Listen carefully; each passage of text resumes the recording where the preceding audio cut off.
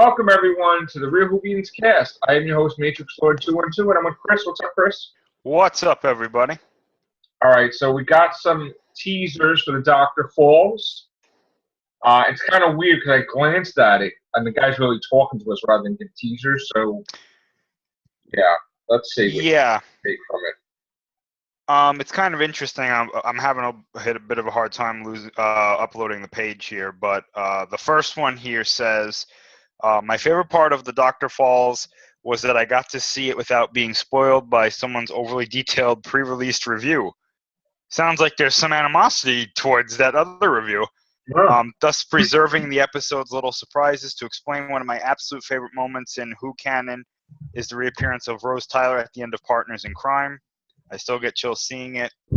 Blah, blah, blah, blah, blah. Yeah, they're not even, like, talking about it. It's not even a teaser. No. But they, okay.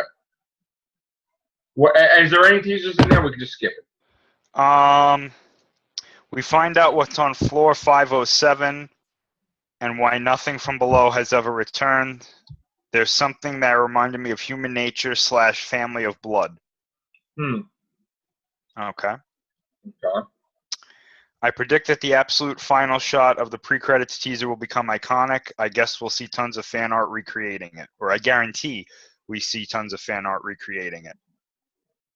All right. Some important background. The song that Missy and the Master are dancing to is called Midnight, the Stars, and You. Okay. Yeah. The next one's a quote. How many times have you died? Okay. The next one is another quote. 1 inch and a 2 inch. Okay. Okay. They've got that. It might not be 1 inch. It's weirded. I mean, it's worded very weirdly. So I apologize. That's all right. Next one. This is kind of spoilerish. It says Nardole has been useful. Okay. Oh. Okay. The next one is like a friggin' like 3 paragraphs. Like, give me a break. It's not even a frickin'. It's not even really a teaser. It's just talking about the Alamo. Whatever, skip that. Anything else? That's it? And the last one we see is we see a lot of Pearl Mackie, but none of Bill as a human. Yeah, full of crap. You know what? Here's the thing. I'm sorry, I apologize, but this is not written very well. Yeah. I don't know why this is on here like this. Doctor Who TV UK booted it this time. But, all right, look, here's the thing. We know that we're going to have a finale, and we know that things are going to be spoiled. But you know what? The biggest people that spoiled it was the BBC, because they spoiled Johnson in the trailer. They spoiled everything. So you can't blame people for wanting to talk about the thing and do it if their own company spoiled it. So I don't have a problem with that. I mean, we've seen pictures today, right, Chris, of the Christmas special. Yeah. There was, and here's the thing. I know people were sending me stuff today, but I'm like, well, how is that a spoiler? We know David Bradley's in the Christmas special as the first Doctor. We know he has a TARDIS. We know Capaldi has a TARDIS. There's 2 TARDISes together. How is that a spoiler? You know, and then you see them walking. How is that a spoiler? Like, to me, like, people are like, oh, my God, the money shot. What money shot? Like, if they told us that he's going to appear, then we already know about it, so it can't get spoiled, right? I mean, they basically, the BBC announced it. Well, did they announce that the first Doctor was going to be in it? Pretty sure I don't think they did. I don't think they announced it. I remember that we heard it as a rumor, and then it's been a rumor for a while. Yes, but then afterwards, they confirmed. They definitely confirmed it, like Moffat. I don't remember them confirming that. I don't remember that. No. I don't know. To me, I remember them saying that obviously John Sim was going to be in it, but I don't remember them saying that David. Because I think that's the thing. I think that people are, and I agree with you to a point. Taking set photos and then putting them online, if you have the idea that what you're going to see is going to be what's being filmed, like you're like, oh, I heard that David Bradley's going to be in it. So if I go to the set today and I see David Bradley, to that person, it's not a spoiler. But when you put it online, it becomes that to people who don't know. So it's like a gray area. Yeah. I guess because we were talking about it so much. for months. Yeah. And we saw a picture of Bill in the Christmas special. So, I mean, the other day, hair and all. Yeah. So, I mean, you know, you can't. We know Moffat's not going to leave her like a Cyberman, right? I mean, come on. That's it. Well, yeah, I mean, and again, I keep questioning, why does Moffat feel the need to kill all of the companions? Like, he killed Amy and Rory, he quote-unquote killed Clara, now he's quote-unquote killing Bill. I think if Bill just survives and goes to do something special with her life, I think that'd be a better ending than just killing her off, too. You know what I'm saying? I mean... Yeah. I keep seeing all these comments that people are like, "Oh, Moffat can't kill a companion." I'm like, what are you talking about? He's killed the last 3 companions: Amy, Rory, and River. And River. I know what people are saying, that, oh, well, they came back, quote unquote. I mean, really, the only one who came back was Clara, but she's still technically dead. So, I mean, I don't know where people are getting this idea. If she don't go face the Raven, the whole universe is destroyed. Capaldi never goes to the black hole and all this stuff. I mean, it would never happen, all this stuff. Yeah. So, I don't know. On one hand, I can't wait to see the episode, but on the other hand, like, a lot of people are making it like it's disappointing. Yeah. So I don't know what to believe, but we'll see it for real. But well, you know what my question is, and I just kind of thought about this. If they don't make a point to kind of reference or return to that scene at the beginning of The World Enough in Time where he starts regenerating, what was the point of having that scene in there? It's a tease. I mean, that's so stupid. Moffat tease it. Just tease it. It's weird. He's trying to get dramatic effect. Yeah. Besides that, with Doctor Who, there's really nothing. Yeah. I mean, yes, there was a lot of pictures of on set, and yes, it was, I guess, a Christmas truce of. You know what? It confused me because I thought we were going to Gallifrey. I thought this was. I guess not. I don't know what's happening anymore. I mean, is it off camera that he saved Gallifrey that he went there? You know what they might do, and I really hope that they don't do this. Excuse me. I hope that, like, the episode isn't, like, just going on, like, you know, oh, we have this story apparently with World War I and the Christmas truce, like you were just saying, and then all of a sudden that rip opens up from the 50th anniversary, and they're like, oh, we've got to go, and then they just go do that really quickly, and then that's it. But that would be pretty lame. Clarify that he is not at the 50th to help the doctors, because the final equation was with Matt Smith. He's there for another purpose. And it's to probably save, because they never explained who saved them and pulled them out of the... Right. So he probably was there to save them or see where they went. You know? The only thing I can think of is maybe they're going to say that he was there for the final equation. Matt Smith didn't know his existence. Right, but I mean, that's the only thing I can think of because, yeah. I mean, honestly, I would like it the way that you said it, because I think what would be interesting to end Moffat's time and to end this season and to begin maybe Chibnall's era is to see Capaldi do, you know, he's there maybe for the last equation or not. You know, he's there, like you said, to see where they go. And as Gallifrey goes into this pocket dimension, his TARDIS follows it, and he's the one, like you said, to bring it out. And then he lands on Gallifrey, and then they go in and open the doors, and it's the new Doctor. And he's, you know, you see the new Doctor, the 13th Doctor.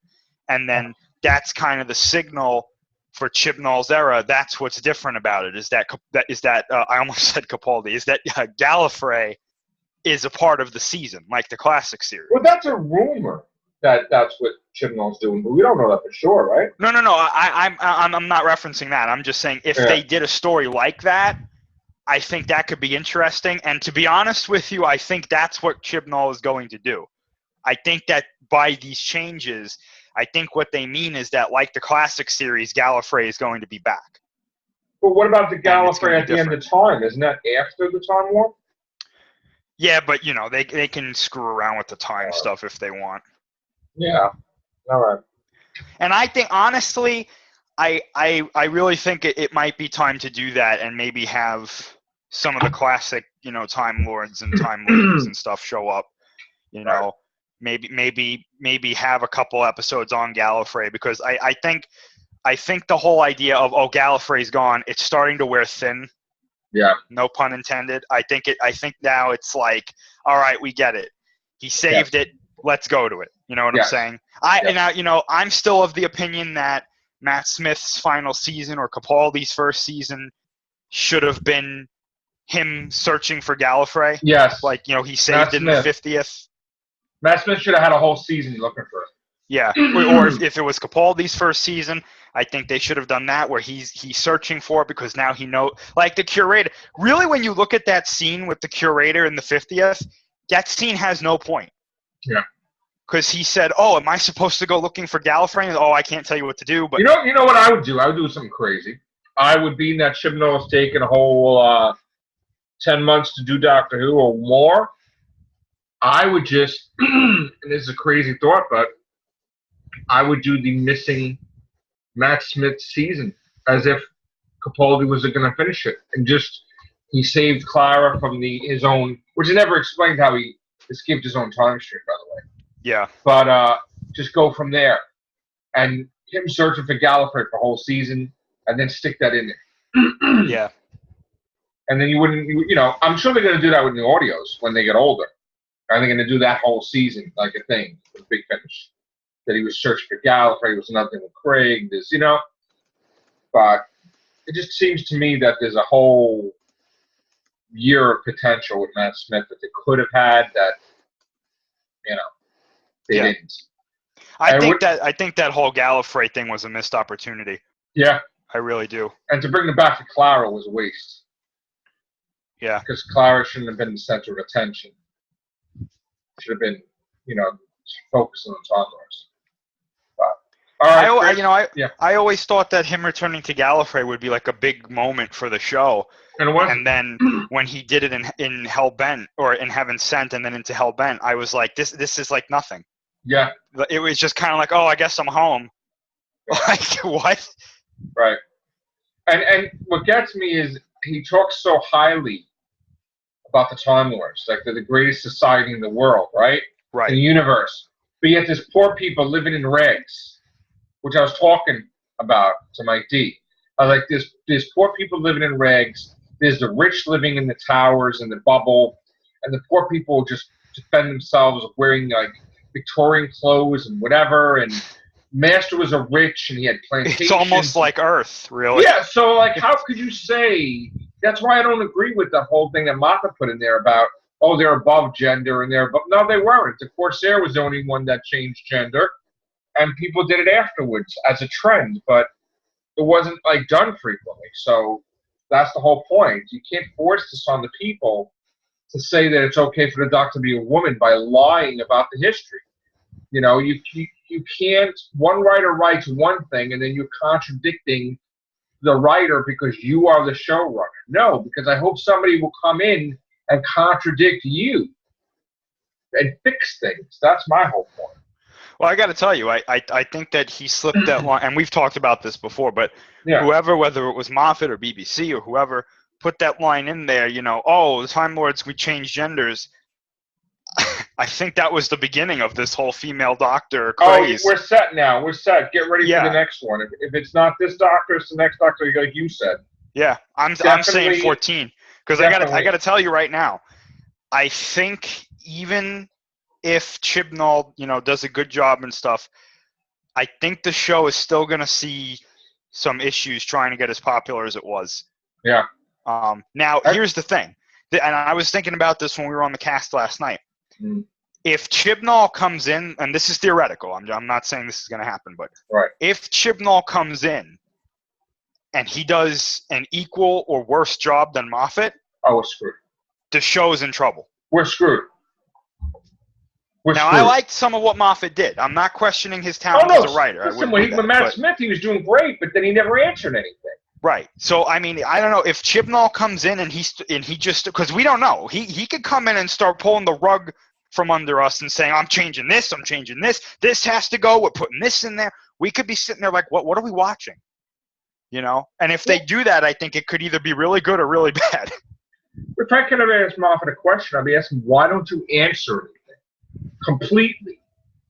Like, what is it for you to build up a storyline and then never answer? Why are you just never? Or give us enough to reach our own conclusions. You know what I'm saying? Yeah, it's sad, man. It really is. Like, I'd be okay if every now and then he left something open to interpretation, but there was enough evidence for someone to make a solid conclusion. Yeah. But sometimes I look at this stuff and I go, there's nothing to make a conclusion because he didn't give us any evidence to do so. And then you lose faith, like, oh, Moffat's never going to explain anything. The hell with him. Right. And then you move on to the next story, and you're like, oh, what's going on here? And then that story doesn't get explained, and you're like, but wait a minute. Now that's 2, 3, 4, 5 stories that are not 18, explained. 27, right. Yep. And it's like, okay, wait, stop. Go back to the first one. Like when the doctor will say a line to, like, in the Curse of the Black Spot, like, oh, yeah, you know, sometimes the TARDIS just goes into an alternate universe, and I don't even know about it. Like, yeah, it's like, wait, what? Wait, what? What do you mean, dude? Like, when does that happen? When? Does it happen during the season? Like, really? Okay. So, we'll have more on this tomorrow. Thank you, Chris. Thank you. Take care. Bye for now.